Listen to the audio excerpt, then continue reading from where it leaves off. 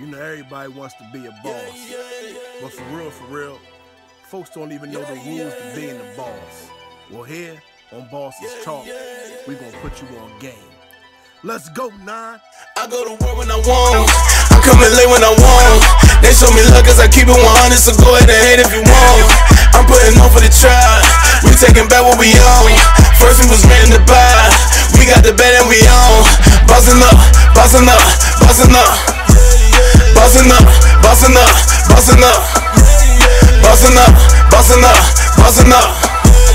Bossing up, bossing up, bossing up. Yo, what's going on? It's BF and Kruma, the Positive OG, and this is Bosses Talk, where we give you the game on how to be a boss. Today, for the very first episode, we got the king of Philly nightlife, the music connoisseur, CEO of People Like Us, and the co-host of the realest podcast ever, and my friend, Chad Fain. What's going on, bro? What's going on, bro? Most importantly, your friend. You know, I'm gonna put that at the top of the list. Everything else is secondary, man. Me and this good brother go back a long way, man. I'm happy to be on the first episode. Yeah, for sure. You know, being my friend or us being friends, to me is more important than anything. Because I don't put that label on just anybody. Right. You know what I'm saying? But when I was thinking about doing this podcast, you was one of the first people that came to mind. I said I definitely got to get Chad on here, so I know you're gonna have some insight. I know it's going to be a little funny, but I know you're definitely going to break it down. But, you know, the first question I'm asking everybody is, what does it mean to be a boss to you? First and foremost, Chad Fain, better known as C. Diddy, entrepreneur, do events in the city, a lot of celebrity events. Like, I'm pretty much like the biggest celebrity promoter in the city for the last, like, 2-3 years now. And I work with Vanity Grant, have my own podcast, like a bunch of different stuff. But first and foremost, being a boss to me means putting yourself last and putting everybody else first. Meaning, you know, when, you know, if you run in a business, it's going to be weeks where the boss not going to be able to take a draw when everybody else is getting their payroll. It's going to be weeks where you got to say, I want to go do so-and-so for myself, or I want to go on a date or whatever, but I can't do it because somebody called out and I got to go and fill that time slot that they're not able to work. And it just means being willing and happily willing to sacrifice because this is for your dream, something that you want, something that you set out for yourself. And you understand that getting to your end goal, whatever that may be, a monetary goal, you know, if it's a social media company, a certain follower or a subscription goal, whatever it is, you're going to put the necessary time in to get where you want to go. So the biggest thing about being a boss is you got to be willing to sacrifice and sacrifice with a smile on your face. Now, that sounds odd. Now, not to me, but it sounds odd to the idea that's pushed out there today because, you know, when folks think about boss, all they think about is the jewelry, all they think about is the cars, all they think about is how many likes that they can get on social media. And that's really one of the reasons why I wanted to do this podcast, because I know that folks don't understand that there's a certain character to being a boss. Yeah. And in my new book, Boss Up, I talk about the difference between a boss mindset and a boss position. Like, people just want to be in a position that's over somebody else, not even understanding the character that it takes to be a boss. Give me 3 rules to being a boss. What's 3 things that you got to do, or 3 character traits that you got to have to actually call yourself a boss? First and foremost, you got to treat everybody with respect. That means, like, the person that's sweeping up, the person that's, you know, a partner to you, whatever the case may be, and everybody in between, and most importantly, your customer base. Respect is the pinnacle of everything. Because if you're showing somebody respect, then just subsequently, you're going out of your way not to disrespect them in the same manner. So the first and most important thing that I do is I lead with respect at all times. And I demand respect in return. So that's the first thing. Now, can we get into that a little bit before? So now, all right, so your first rule is respecting everybody. So does that only matter when you're in some kind of business atmosphere, or does your boss mindset transcend into your entire life so that respect is just 24/7? No, that's a 24/7 cliche 25/8. that's a universal rule that I apply to my life that also happens to apply to my business.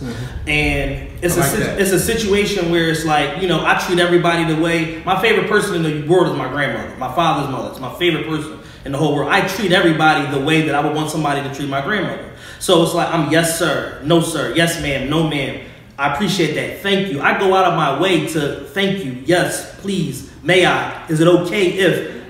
And only when and if I'm rebuffed with a measure of disrespect does it turn into then you're gonna get some disrespect back. I specialize in disrespect, but we're gonna lead with respect. We're gonna keep everything on a level playing field, and we're gonna treat people the way that you know you want to be treated, and you want people to treat the most important person in your life. And I think that's something that a lot of people miss, man. They don't understand that respect level is needed to be a boss, because when you show respect, you're receiving respect. Absolutely. You know, when you're trying to rule with some kind of fear or some kind of disrespect, you know what I'm saying? Your boss status ain't gonna last for so long because somebody gonna want to take you out. But when you're the one that's showing respect to everybody that you come in contact with, 9 times out of 10, you know, people ain't gonna, you know, try to do something to you. Now, you know, there's always that incident where you just got this, you know, unruly individual who's just gonna do anything to anybody else. There's always an outlier that you know does not.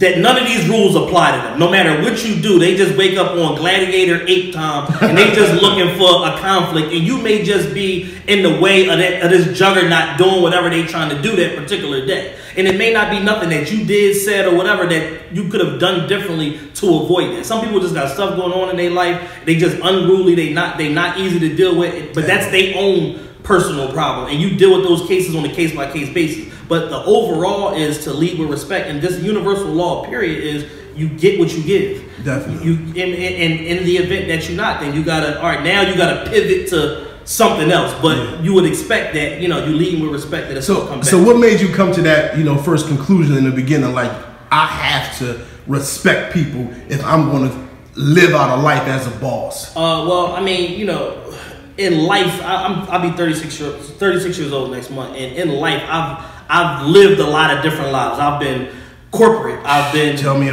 corporate. I've been a promoter. I've been a street guy. Like I mix and mingle with so many different types of people, and not to put that, but it's like a lot of the killers and the scourge are like really close friends of mine, and I'm not that, but I have respect from them, the utmost respect from them, and the utmost respect for them, because I understand that certain things that you do can lead to your demise. So I just take that same mindset into everything, where it's like, yo, certain people you gotta be around, you gotta walk lightly, and you gotta tread lightly, and you know, and saying too much can be like a sign of weakness and can expose that maybe you're not really what you say you are. So what's the second rule that you have for being a boss? Second rule would be take care of your people and take care of your customers, meaning like the people that work for you and the people that patronize you. You know, a lot of people, it's fashionable to talk that boss talk and this, that, and the third, and you don't have no employees, you don't have no customers. So it's like, you know, if you're not providing some sort of product or service, how exactly, you know, are you a boss? And your customers could be, if you're a consultant, your customers are whatever the companies are that you work for.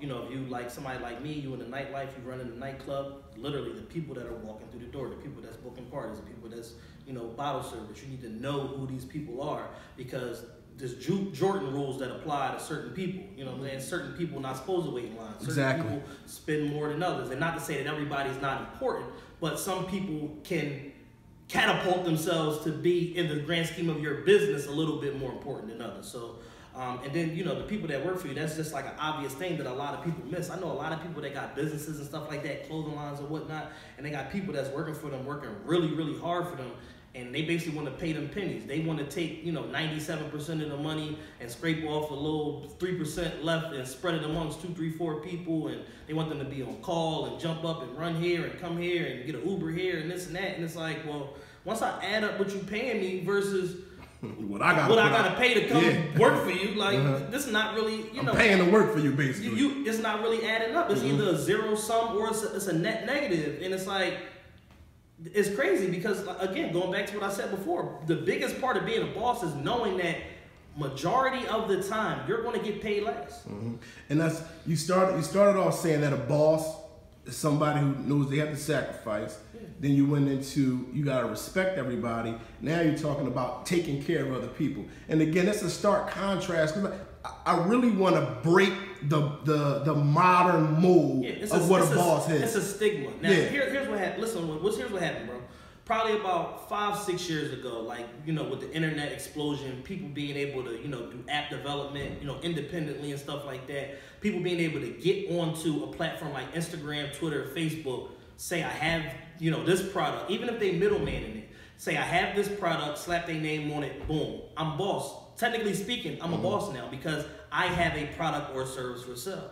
But what they didn't do is educate themselves on business, marketing, customer service, like all of these other things that go along with what it actually takes to be a real deal boss. Even if you operate because they're not taking it serious. So it's like, yo, even if you operating your business off your phone, so what? Treat it like it's a Fortune 500 company because you gotta dress for and you gotta work toward the job that you want to have, not the job that you got now. And a lot of people don't understand that, and they just treating something like they treat everything like it's a burnout. And when I say that, like I refer to like I got you. Like like in clothing lines, right? Like a lot of people, big thing in our city and other cities is to have a clothing line. Yeah. And you have lines that are really fully developing their stuff and putting real thought into it, real marketing, telling stories with their product. And then you have others that's just your cousin or your friend or whatever. I got 1,000 followers. Yeah, I got 1,000 It's time to start selling sweatshirts. and that's a burnout because they got an expiration date attached to it.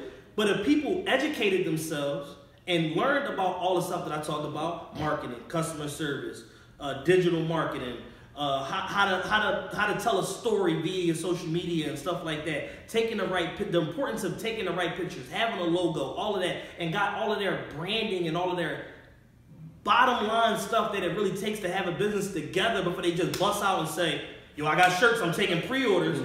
It could have so much more longevity and last so much longer, but everybody wants the instant gratification of saying, I got this, you need to give me your money, I'm pulling up and I'm selling you shit. And that's really the crux of this whole thing. It's like, I'm gonna probably say this 1,000,000 times throughout each podcast, is being a boss is a mindset. Yes. So just because you got a product or just because you might even have some kind of employees, that if you don't have a boss mindset, you're not going to do boss stuff. So it's going to be an expiration date on what you do. Absolutely. Because your boss mindset is supposed to transcend every area of your life. And you're supposed to have these principles, whether you selling a product or a service or not. And since folks just don't have boss mindset or boss principle, they ain't got no boss type business. A lot of people do themselves in and do themselves a disservice because they don't realize, like, hey, if you put a little bit more effort into this, instead of the level 4 effort, if you put a level 6 effort into this, you might be able to extend your run. It's going to burn out anyway, but you might be able to extend your run from 6 months to 9 months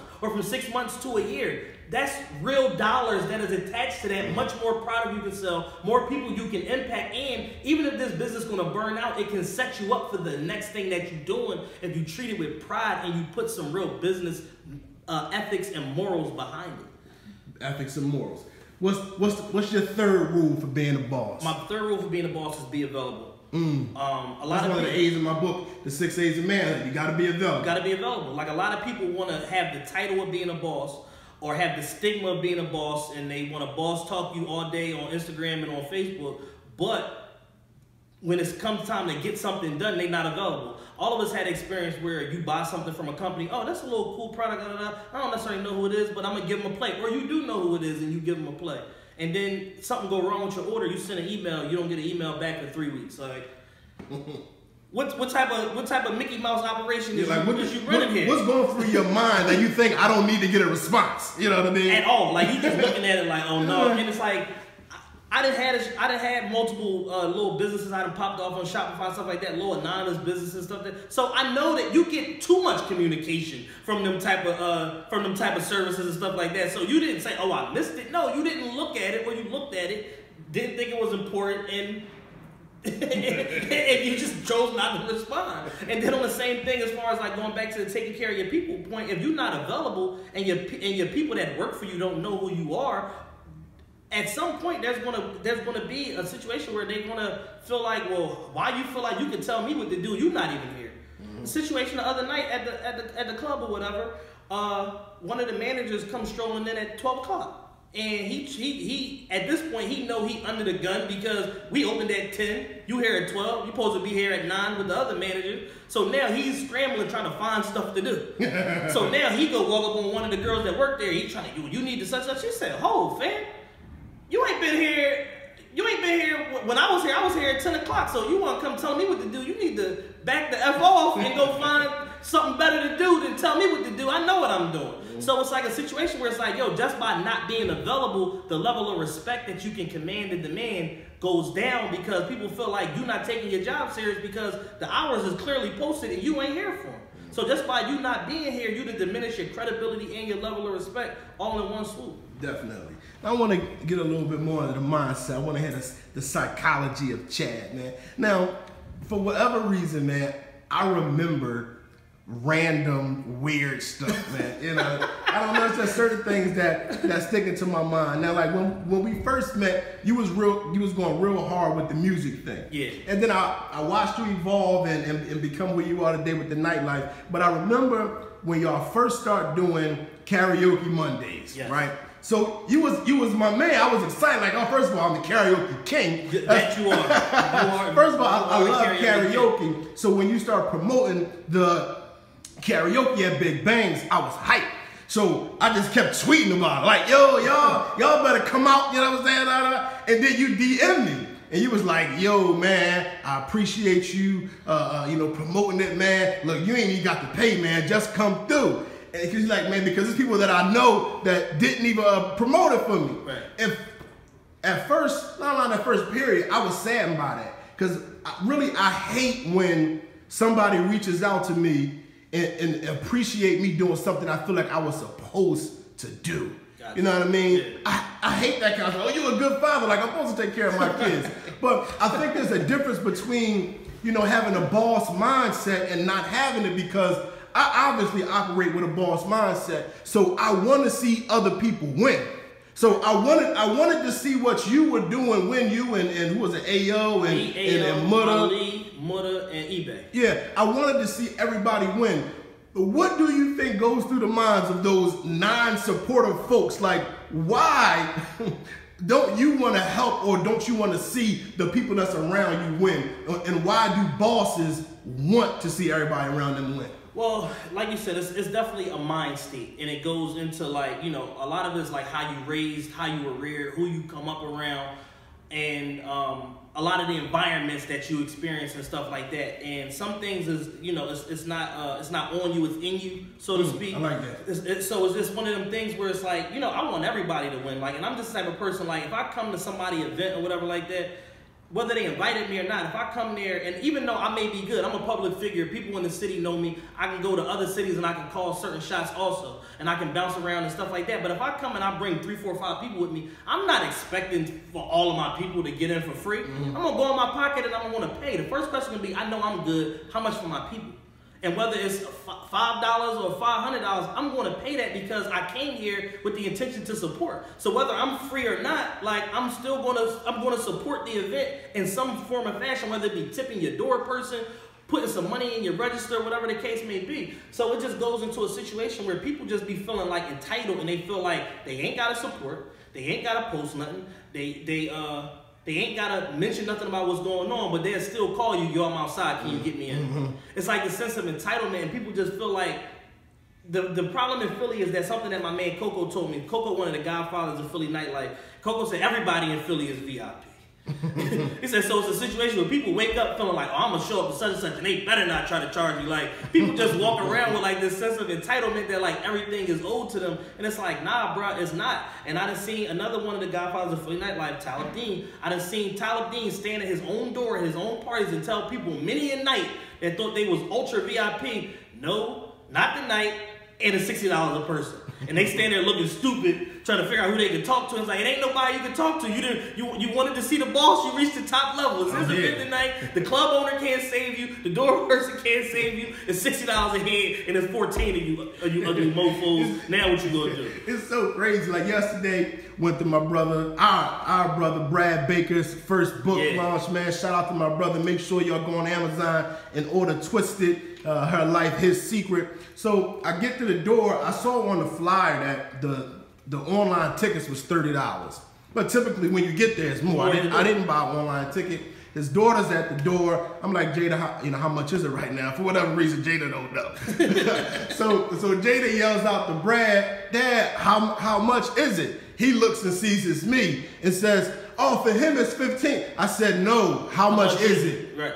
How much is it? He keeps saying, no, it's just 15. I said, I'm gonna at least give you what's on the flyer. I just gave her the $30 because again, I understand what it takes to have an event. Right. So giving discounts and taking discounts can make or break you as you moving forward. Yeah, you got overhead, you got fees, you gotta pay your staff, your marketing expenses, whatever the case may be. Like you basically coming out of the hole. Like to have an event, like very rarely for somebody to have an event are they starting from a point of zero and going up. They usually start from a negative, whether it's $200, $500, or $5,000. They're starting from a net negative, and they got to come up out of that hole. And if you come in to support. Come out of your pocket and spend some money. People really think their face is just support. Well, I'm here, man. Use my gas. So again, man, I call you the king of Philly nightlife, man, and it's a reason for that. Again, man, I've watched you evolve over the years, and there's been a lot of party promoters. But it seems like, no, it don't seem like, you have done something totally different. Absolutely. What was going through your mind, or what was the process of you transitioning from just, hey, come to my party, to really putting on total events? Because that changed you from just, somebody that's doing something to really being the boss and taking ownership of what I got going on. Absolutely. Here's what happened. I was always doing parties. I've been in parties in nightlife probably about 12 years. I think I did one of my first like big promoted parties was at Benny the Bums in South Philly at the Holiday, and it's not even there no more. They ripped it out. They turned it into like a sports book, and I don't know what they turned that joint into, but it's not Benny the Bums no more, and it hasn't been for a while. But my man Mikey O put me on, said, hey, your birthday coming up, you want to do a party, make some money. It was actually me, my man Truck from Southwest, Staff, and might have been one or two other people, whatever whose birthday party was. We ended up having a good party. Made like $1,400, whatever the case may be. And then from there, I was doing like little stuff sporadically. This is in like 2006.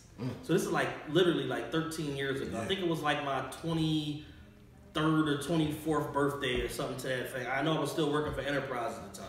So I had a day job. I'm moonlighting, doing the little nightlife stuff, whatever. But I'm not really putting much into it because it's like a little side hustle. So it's not really, what it is. Like, you get you get out of stuff what you put into it. So I'm giving it 28%. I'm getting 28% out of it. But my 28% is better than the average person because I got a good circle of people that's around me. We all equally pulling our weight. So when we doing stuff, we making little monies here and there, $1,000 here, $1,400, $2,000, whatever. It's not a lot of money, but it helps when I'm already pulling down 50 and working a job. So all the little extra coins help. So that was in the it wasn't 2000, probably like 2009 or something like that. So call it 10 years ago. So I was doing little stuff on the side. 2012, I quit my job. I was working for Enterprise. I basically went through the whole management training program and all of that. I became one of the youngest assistant managers in the company. 3 months after that, became one of the youngest branch managers in the company. Did that for 2 years. Went and worked for the fleet department doing business-to-business sales. And I hated coming to work. It made me physically ill coming to work after like the first 3-4 months. But I had learned so much through the rental training program, through the management training program, through the fleet training program and all of that, to where it's like I had this wealth of knowledge and I'm just like, the stuff that I know, I can apply to like any business. So I said, you know what? I devised a plan to be able to get out of the job and still get unemployment. Can't tell y'all what I did, but if you DM me, I'll tell you. But I devised a plan to be able to get out of the job, still get unemployment, and then I basically, set forth on my ideas of what I had and applied it to like the Philly nightlife. And I start doing little events here and there, big bangs. I had a situation with a club called Aura. It's called Eris now on Front and Fairmount.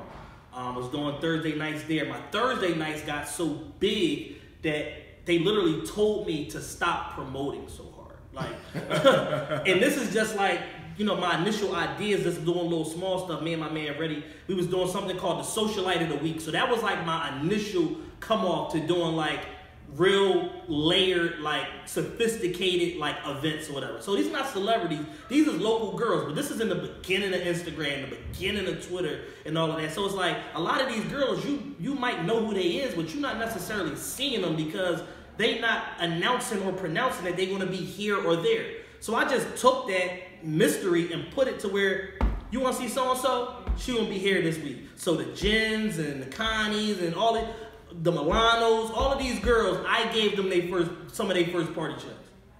You sound like Soldier right there. Yeah, but as years go on, a lot of the history of different stuff like that gets forgotten, and people don't necessarily remember that. But them Thursdays at Aura was legendary. We was doing 500-600 people on a Thursday night in 2012, 2013, and then eventually I ended up taking over their Friday night situation.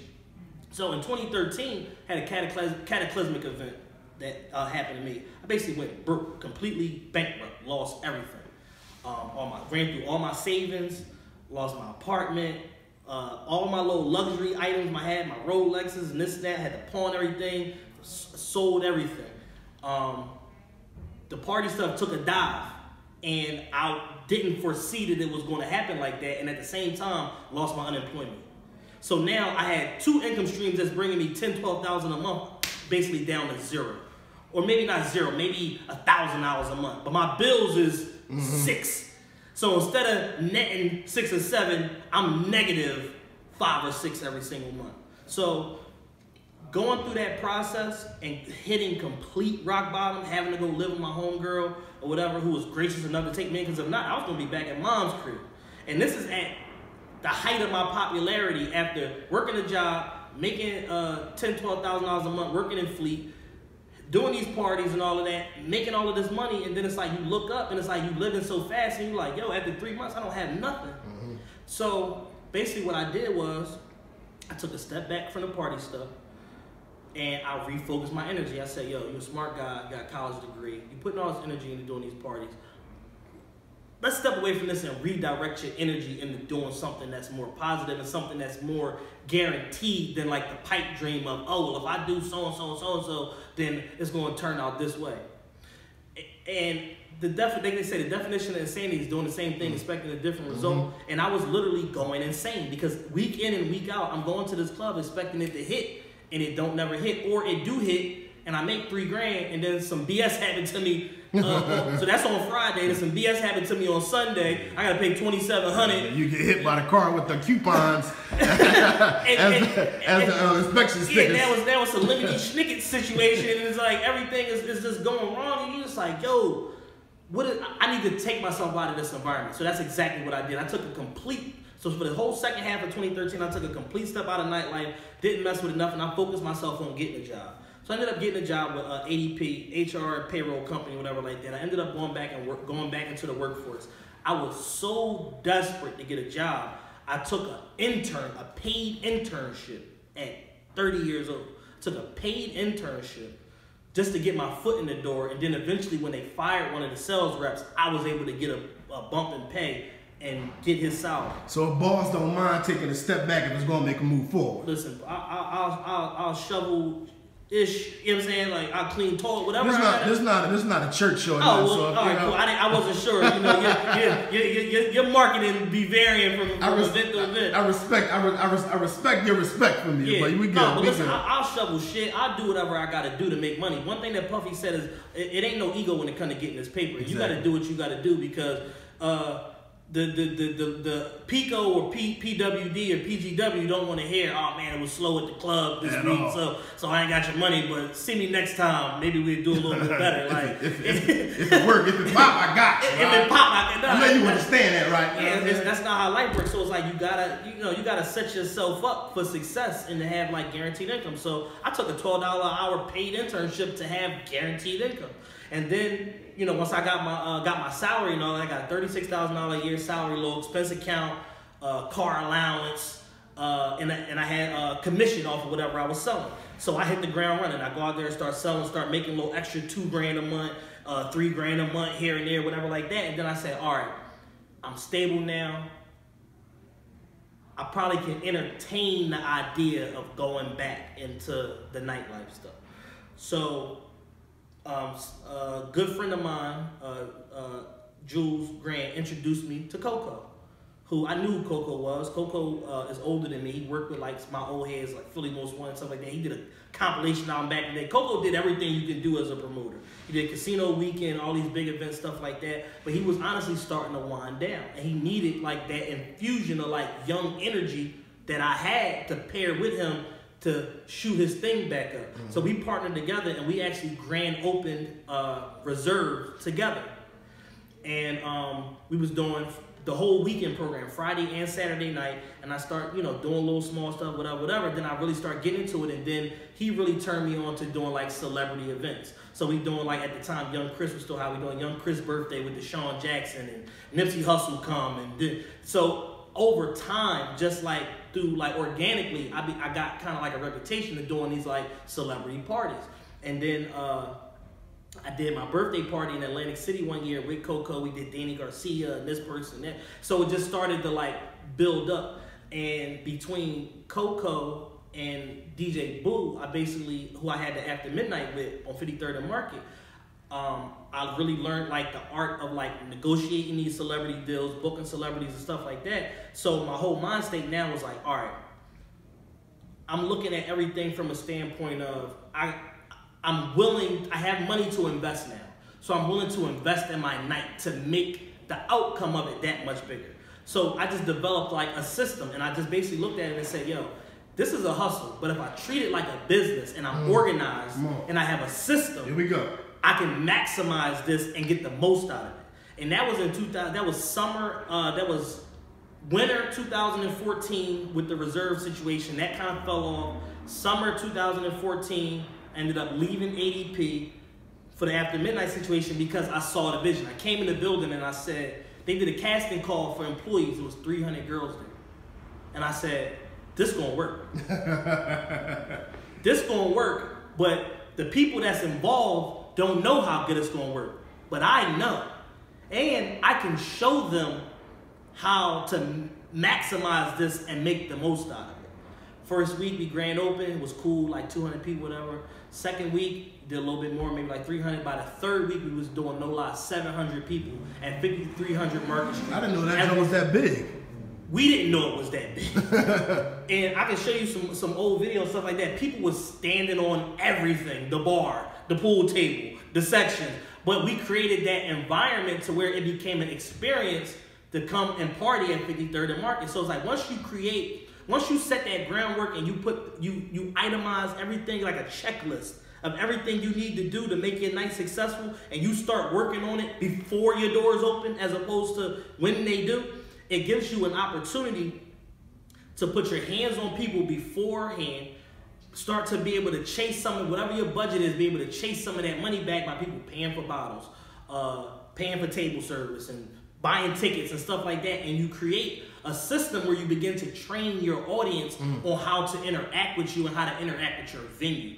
And it just continued to get bigger and bigger and bigger. And that whole end of that year, we rode that from August to like January of 15. And it just like, it got bigger and bigger and bigger. We had YG came there for free. He was in the area for Lincoln Homecoming, and he came there for free one night. And it's just like, we got to capture all of this media, and it was just like a volcano, and it just like continued to erupt every single week. But through that experience, it basically taught me how to get organized in terms of the nightlife part of it and structuring my business around it to where I can almost guarantee success, as opposed to what I was doing before, which is like some fly-by-night shit, where it's like, oh, I'm putting 1,000 posts on Instagram and passing out flyers. Hopefully it worked, but it's like you're not doing nothing to really tie people to your night or create an experience where they're married to it. So that little change in just how much more organized I got was a difference, and I literally never looked back. I haven't had a job since then. Like, I've been able to parlay that into being the marketing director for Vanity Grant. I've been with them basically from the beginning. I was just doing like little social media stuff, but the last year and a half, I've been the marketing director of Vanity Grant. I've, did Meek album release party back in December for championships. Like, all of the big celebrity stuff, whether I directly book it or somebody book it and then call me, 90% of the celebrity stuff that come through the city, like, I have my hand in some way or another. Now, it's a perfect segue to a question I want to ask again, because we see the image of what a boss is supposed to look like on social media, without saying any names, because you've brung damn near everybody to the city. Has there been one or more of the chain wearing, money to the ear, Instagram popping individuals that you brought out that when you met him was like, this dude ain't got an ounce of boss in him. He got this image, but he ain't got no boss in him. No, it's been a couple. It's been people that we booked that, like, it was like almost like they was popping, but it also was personal for me to book them because I liked them, or I thought I liked them. And then they get to the venue and then they hide in the section, or they got a hood on, or they don't get on the mic and interact with the people. And it's just like, it just be like a letdown, and then like, or they energy be off, they be like scary, they don't want to interact with people, they be bougie, oh no, so that's why, if people pay attention, I don't take a lot of pictures with celebrities on my page. Like, I take pictures with people that's like personal, people that I really like. Like, the only celebrity pictures on my page right now is like Bernice Burgos, because I'm in love with that woman, and Rollo. You know what I'm saying? Like, those are the only, and he's not no big celebrity. He's a street rapper that happened to be Muslim, which I am also, and he take care of a community of people, and stuff like that is real, true boss stuff to me, where it's like, yo, he bought an apartment building in his old hood so that everybody would have somewhere to live rent free. And he take his people with him everywhere on the road. He booked the tour bus, 2-3 tour buses, we going here to there. He bring all his people with him. They eat together, they pray together, all of that. That's real boss stuff to me. So that's somebody that I want represented standing next to me, is somebody that I want to show people that I know that I interacted with, is somebody like him. So it seems that every boss quality or everything that you talk about don't have nothing to do with no image. No. I don't have, first and foremost, I don't have no ego. None whatsoever. I get into my little modes where it's like, if I be like bumping into other promoters and they be trying to talk their shit and stuff like that, and I be having to back them down and like hit them with the highlight reel. But it's like, but I don't have no image. Like, it's not about me jumping in front of the camera or being seen or none of that. I'm doing my birthday party March 15th at the club at Vanity, whatever. I don't even have no pictures with my flyer on it. I got a mention of me on there, but it's not about me, because at the end of the day, am I a draw? Yes, but is Moneybagg Yo a bigger draw? Yeah. Is Lil Durk a bigger draw? Yeah. As long as I make the money and people have a good event and go home safe, don't nobody get their head cracked open, don't nobody get robbed in the parking lot, none of that. That's all I care about. I care about the experience and creating a situation where people go, damn, that was a crazy ass party. I had a ball. You focused on the bottom line, you focused on the end result, but it seems that many folks want the look of it, the look of success, more than they actually want success. Yeah, I can't relate, because at the end of the day, like, I take care of a lot of different people and I help a lot of people, and I'm happy to be able to do it. You know what I'm saying? Me and you come from the era where if your mom call you and tell you, I need $500, I need $1,000, you gotta give it to her. It ain't no, oh, I don't got it, I gotta. And the big thing about it is, like, as men, we be having this shit so flipped, and it's like, yo, a man that run out here and he'd give a woman that he barely know $500 or $1,000, won't give it to his mother. So it's like, in situations like that, it's like, yo, I gotta make money. I gotta have certain things available to me, because if one of my brothers and sisters or my mother or my aunt, whatever, or a woman that I'm dealing with call me and need something, I'm proud to provide. Exactly. So I don't care about how I look. I come to the venue the same sweatpants on 3 days in a row at times, but guess what? I'm leaving with 3, 4, 5, 8,000 sometimes more than that. So it's like that. The bottom line is what matters to me, and not necessarily how I look. Because like I got a closet full of designer clothes. I got a room full of cool sneakers and this, that, and the third, and jewelry and all that. But that doesn't define me. It's stuff that I just happen to like. But if I gotta get down and dirty and get the job done, then so be it. I do jobs at the club all the time that don't have nothing to do with me. Like these people opening acts and stuff like that, putting them on stage and coordinating their music and all that. I'm not supposed to be doing that, but I do it. When I first got do what gotta get done. When I first got the job as the marketing director of Vanity, I said I need the marketing phone for people, for inbound calls of people calling, and I need access to the email. You know why? Because I want to personally put my hands on every single person that's contacting us that want to do business with us or give us money. Because I want to give them one central point of contact where they know if something go wrong, I can call C. I don't want it to be, oh, this person got the phone, this person got the email, so now if something go wrong, well, who did you talk to? Now, it's all encompassed. The social media, the phone, the email, and all of the marketing is all being done by one person. So when somebody come there and say some bullshit, I already know, oh, that didn't happen because you talked to me and I'm standing right here. And a lot of times they don't even know who I am. Because a boss don't shy away from responsibility. Absolutely. Folks want to be boss with no responsibility. How can you be a boss if you ain't got no responsibility? I want all the responsibility. What else can I do? Exactly. Like, I'm looking for more responsibility because then once I have a handle on it and I know what I'm faced with, now I can begin to delegate and pass this job to this person. But if it's something that's vital that needs to be done, I want to be doing it. For sure. And I'm glad to do it. So now we defined the boss. We done gave 3 rules to being a boss. Now it's time for the shenanigans. What are 3 things that people can do that let you know that ain't no boss? A boss don't act like that. A boss don't do that. A boss don't. What are 3 no-nos that will show you for sure somebody ain't no boss? Oh man, that's a good question. I mean, first and foremost, somebody that that don't take their business serious in any type of way. It could be because I don't want to necessarily cheat and kind of break that in, because we could do 30 of those.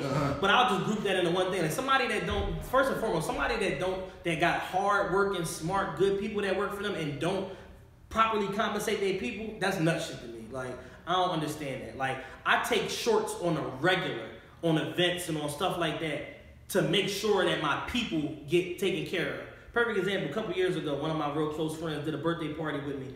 And the money didn't shake out to what we wanted. I made my money back that I invested in the event. We had Black China before she lost her shit. But I made my money back from the event and made a little bit of money.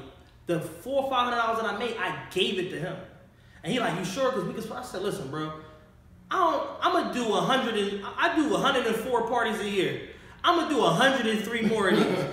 Take this money, please. It's a pleasure for me to give you this money because I'm gonna get them next time. And I'm saying, and when I hit, I'm gonna hit big. I might hit for 30 grand. Yeah, because this little 250. This little 250 ain't gonna make or break my weekend. It's like a seed. This is a seed right here. I'm sowing it to you. You know what I'm saying? To reap a harvest next time. Exactly. I believe in paying it forward. So it's like in situations like that, and it's countless stories like that people will tell you. You know what I'm saying? We have events where we don't make no money. Who birthday is it? All right, we'll split the money amongst. It's only $1,000. We thought we was gonna make 8. All right, we'll split the money amongst the 3 people whose birthday it is, whatever. I don't care about that. Like, I'm gonna do more of these, and I'm gonna do it at a high level. And my ceiling is so high that when I really hit my shot, I'm gonna hit for big money. So I don't mind passing that. I'm not petty. So somebody that's that don't take care of their people and don't handle their business properly, that's the first thing. And then somebody that's petty. Like, and just like tit for tat on everything and wanna. You know what I don't understand? It's in the past couple of years, somehow being petty got cool. Yeah. And everybody like, I'm petty. Like, what? I hate everything past like 2006, man. You know, it's like everything just went to hell. Like, when was it cool for a grown man to be on Instagram to I'm petty? Petty life. Come on, man. I ain't thorough, man. Yeah, I mean, and these boss, see, this is for men and women, but in particular, because these men is just not living up to being men. Absolutely. These boss characteristics aren't really just boss characteristics. They life characteristics. They life characteristics you're supposed to have as a man. Yeah. And that's why I believe our cities are tore up because men not in their proper space. Yeah. And a lot of times dudes get upset, they start calling me a simp and all that because I'm telling dudes that they got to step up. But when a man is in his right place, he brings order. It's an African principle. The masculine energy brings order. Right. So if your area is out of order, that means the men ain't right. A quick story. You know, these daggone white folks always doing some stuff that they ain't supposed to do. White folks wanted some area in Africa, right? And it was elephants there. So they going to gentrify. Well, we got to move these elephants somewhere in order to do what we got to do. But the biggest elephants was too big to move. So they decide, all right, we're going to kill the adults, and then we're going to move the children. So they moved the children somewhere, all the adults dead. You know what happened? The young male elephants went crazy. They start killing tourists. They start killing other elephants. They start killing the male elephants, the female elephants. They was acting non-characteristics of the elephants. So they went to like a zoologist or something, and they tried, you know, what's going on? He said, you ain't got no grown elephants. So they went and found some grown elephants, put them in there with the young elephants. The grown elephant, male elephant went in there with that masculine energy, and them young boys calmed down. Right. So if that happens, we keep forgetting that we animals. Yeah. If that can happen in the animal kingdom with the elephants, I feel like the same thing is going on with us. The men are not in order, so of course these young boys is going to be out of order. Who they looking up to? Who they looking up to? So yeah, man, I definitely like that, man. So no number 3.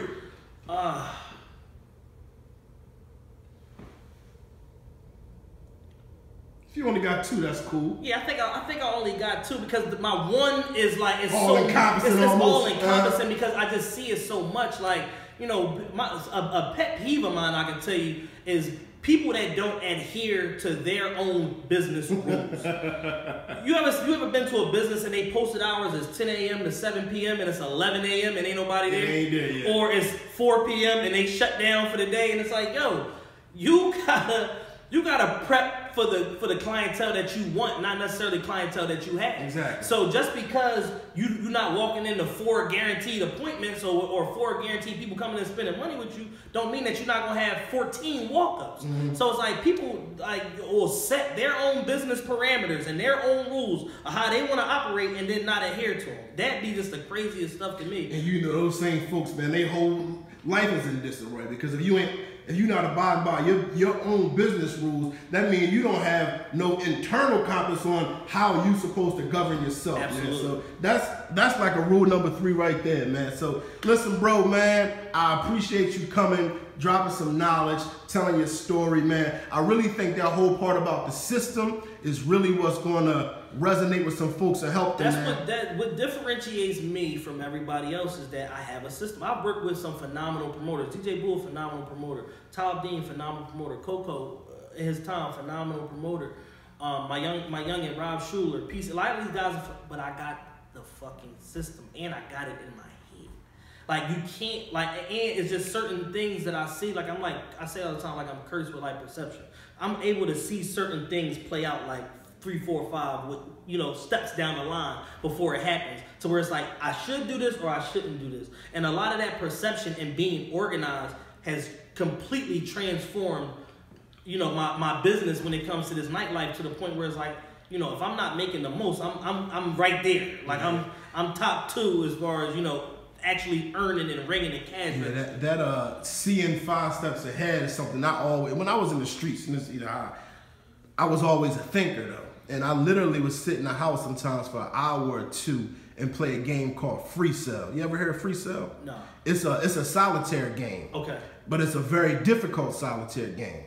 If you think you're just going to go moving cars, that ain't it. Yeah, that ain't it. You're going to lose the game. And again, you playing with yourself. It's a solitaire game. So before you make your first move, you should at least have 10 moves in your head. Right. So I would play this game religiously just to program my mind to always think at least 10 moves ahead. And I believe that's one of the things that has made me so successful in the streets and with so many different things that I've been doing. Now, I am no longer in the streets, just to let y'all know. Disclaimer. You know what I'm saying? Disclaimer. I've been out of the streets for at least 13 years now. I've been doing positive things in the community, but that system thing, and I went back to school for finance. And that's the first thing they taught us is you have to have a system. You have to. The McDonald's ain't got the best burgers, but they got a system they can pick up and drop off anywhere, Absolutely. man. So that part right there was definitely real impactful. What a lot of people don't realize for me. is you can turn any hustle into a business if you organize. And that go from selling t-shirts, buttons, whatever the case may be. Something that could be a hobby, you can make a business out of it. Now, I'm not saying it's an infinite business. It might be a finite business. But in a short window, we've seen people get mega rich off of little small ideas that they had. You just got to be able to harness that energy in a proper manner and be moving forward and not laterally or backward, and knowing where you're going. And having a system is part and parcel to that, as far as being organized and constantly pushing forward. Doing things the way you gotta do it repetitively. So again, bro, man, I thank you for coming out, man, being my very first guest, and man, I'm honored to be here. And dropping the gems. You'll let the folks know where they can find you at and what you got going on that they can be a part of. Once again, Chad Fain, aka C Diddy. You can find me on Twitter at _ThisAin'tMe_. I think the jig is up now. People realize that it is me. It is me. But I was trolling people for a couple months. It was fun because the number one response is, "Who?" You say something outlandish. Who is this? Then you DM a picture like, "Yo, you're a shout out." So follow me on Twitter _ThisAin'tMe. My Instagram is plus.ceo. Marketing director of Vanity Grand, realest podcast ever. First and foremost, each and every Sunday, roughly anywhere, depending on we do early or late, but anywhere between like 7 p.m. to midnight. We usually got a new episode out for y'all. Me and my co-host Matt Kane, the artist formerly known as Matt Makes Me Sick, world star Matt, and I got a lot of new stuff coming up. I'm actually launching a concert company called The Circuit, along with one of my partners from the nightclub. I got my first show on Wednesday, April 3rd, with an emerging artist from North Carolina, The Baby, who signed to Interscope Records. I have his Philly leg of his tour. I'm just working ahead, trying to put together as many dope events that I can. Getting into more like curating events, maybe art shows, stuff like that, and then also like touring for artists like in other cities and stuff like that. I over the last 5 years, since I've been really back and doing this party thing at a high level, I connected with a lot of smart, good people around the country, and this year I'm really like putting the relationships on full display and maximizing my network, and really about to blow this thing up and take it national. I definitely know you will, man. I wish you much success. And to everybody that's tuned in, this right here is Boss's Talk. Peace.